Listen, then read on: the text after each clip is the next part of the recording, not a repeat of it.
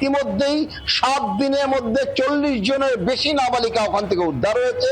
তৃণমূল আমলে নাবালিকা পাচারের র্যাকেটের রমরমা, পালা বদলের পর নাবালিকা পাচার রুখতে এবার ক্র্যাকডাউন।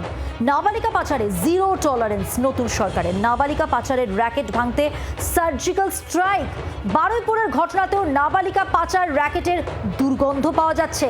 ইসলামপুরের চম্পাবাগ নিষিদ্ধ পল্লীতে আচমকাই অভিযান। বিগত 7 দিনে উদ্ধার 40 জনেরও বেশি নাবালিকা। এক নাবালিকা বাদে সকলেই বিহারের বাসিন্দা। নিষিদ্ধ পল্লী থেকে বৃহস্পতিবারও 4 জন নাবালিকাকে উদ্ধার করা হয়েছে। ভয়ঙ্কর অভিযোগ, র্যাকেটে যুক্ত স্থানীয় তৃণমূল কাউন্সিলর ভবানন্দ সিংহ সরাসরি রয়েছেন প্রতিনিধি। ভবানন্দ, ভয়ঙ্কর অভিযোগ সামনে আসছে। নাবালিকা পাচার চক্র কিভাবে কাজ করত, আর কি অভিযোগ সামনে আসছে?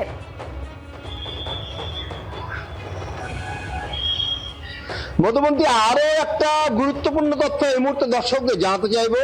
যেমনটা আমরা পুলিশ সূত্রে জানতে পারছি, পুলিশ মনে করছে বিহার, আসাম এবং বাংলাদেশের একাংশের নাবালিকাদের যে এসে চুরি করে পাচার করে এই ইসলামপুরের যে নিষিদ্ধ পল্লী সেখানে বিক্রি করা হতো এবং এখান থেকে বিভিন্ন জায়গায় সেগুলো বিদেশে এবং দেশের বিভিন্ন জায়গায় অন্য রাজ্যে কিন্তু পাচার করা হতো বলে পুলিশ মনে করছে। পুলিশি তদন্ত যদিও জারি আছে। ইতিমধ্যেই 7 দিনের মধ্যে 40 জনের বেশি নাবালিকা ওখান থেকে উদ্ধার হয়েছে। পুলিশ ড্রোন দিয়ে প্রথমে এই অভিযান শুরু করে। সেই ড্রোনের সাফল্যের পর পরবর্তীতে কিন্তু এই তথ্যগুলো সব উঠে আসে। সব থেকে বড় যে কথা উঠে আসছে যে তৃণমূল কংগ্রেসের স্থানীয় যে কাউন্সিলর তিনি এই ঘটনায় জড়িত বলে অভিযোগ করেছেন।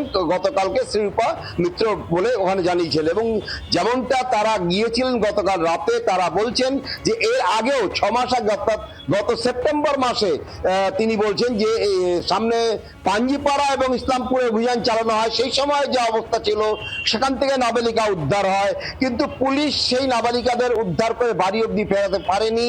তার আগেই সেই সমস্ত পাচারকারীরা লোকজন নিয়ে এসে আমরা যোগাযোগ করেছি বিজেপির প্রধান মুখপাত্র দেবজিৎ সরকারের সঙ্গে। দেবজিৎ বাবু, এই যে তৃণমূল আমলে নাবালিকা পাচারের র্যাকেটের একেবারে রমরমা ছিল এবং তারপর পালা বদলের পর যা যা ঘটছে দেখতেই পাচ্ছেন, কি বলবেন?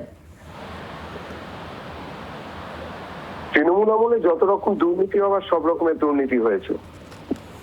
এখন যেটা প্রয়োজন সেটা হচ্ছে এখান থেকে মানুষকে বাঁচাতে হবে, পশ্চিমবঙ্গকে বাঁচাতে হবে। তার জন্য সমস্ত চেষ্টা সর্বতোভাবে বর্তমান রাজ্য সরকার করছেন। বিভিন্ন সময় মহিলা পাচার, নাবালিকাদের উপর অত্যাচার, নাবালিকা মেয়েদের আলাদা অবৈধ ব্যবসার সঙ্গে যুক্ত করিয়ে দেওয়া ইত্যাদি তৃণমূল আমলে যথেষ্টভাবে হয়েছে। সেগুলোকে বন্ধ করতে হবে এবং পেছনে যে যে আছে কেউ ছাড়া পাবেন না, সবাই ধরা পড়বেন এবং সবারই সাজা হবে। অনেক ধন্যবাদ। পালা বদলের পরই নাবালিকা পাচার রুখতে ক্র্যাকডাউন। নাবালিকা পাচারে জিরো টলারেন্স নতুন সরকারের, আর তাই এই অভিযান। বারুইপুরের ঘটনাতেও নাবালিকা পাচার র্যাকেটেরই একটা আঁচ পাওয়া যাচ্ছে। ইসলামপুরের চম্পাবাগ নিষিদ্ধ পল্লীতে আচমকাই অভিযান চালানো হয় এবং আপনাদের জানিয়ে রাখতে চাইবো আরও একবার, 7 দিনে উদ্ধার হয়েছে 40 জনেরও বেশি নাবালিকা।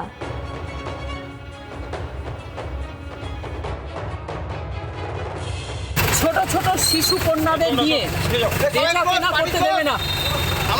এইসব জায়গাতে গত 7 দিনে 40 জনের ওপরে নাবালিকা রেস্কিউ হয়েছে।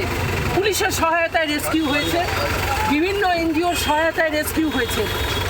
এসব আমরা হতে দেব না। এই সরকার মানবিক সরকার।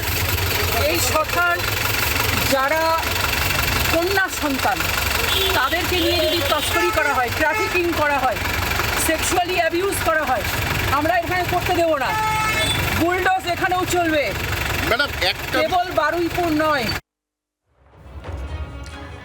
আপনারা শুনতেই পারলেন, কেবলমাত্র বারুইপুর নয়, এই যে ঘটনা ঘটেছে এর জাল কিন্তু অনেক দূর অবধি ছড়িয়ে। তাই জন্যে মুখ্যমন্ত্রীর নির্দেশের পরই এই অভিযান। ইসলামপুরের চম্পাবাগ নিষিদ্ধ পল্লীতে যে অভিযান হয়েছে, এই অভিযান কিন্তু আগামী দিনে আরও অনেক জায়গায় হবে। বিগত 7 দিনে আপনাদের জানিয়ে রাখবো 40 জনের বেশি নাবালিকাকে উদ্ধার করা সম্ভব হয়েছে, আর একজন বাদ দিয়ে বাকি সকলেই বিহারের বাসিন্দা। নিষিদ্ধ পল্লী থেকে গতকালও 4 জন নাবালিকা উদ্ধার হয়েছে। আর সবথেকে বড় অভিযোগ, ভয়ঙ্কর অভিযোগ, যে র্যাকেটে যুক্ত স্থানীয় তৃণমূল কাউন্সিলর।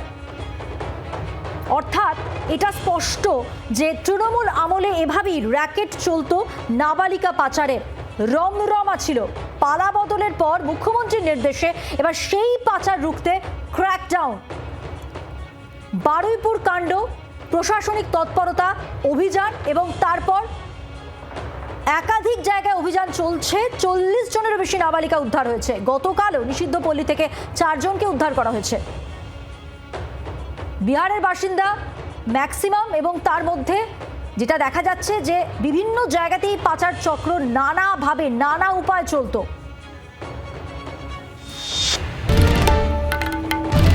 বাংলার আওয়াজ, বাঙালির আবেগ, জি 24 ঘন্টা।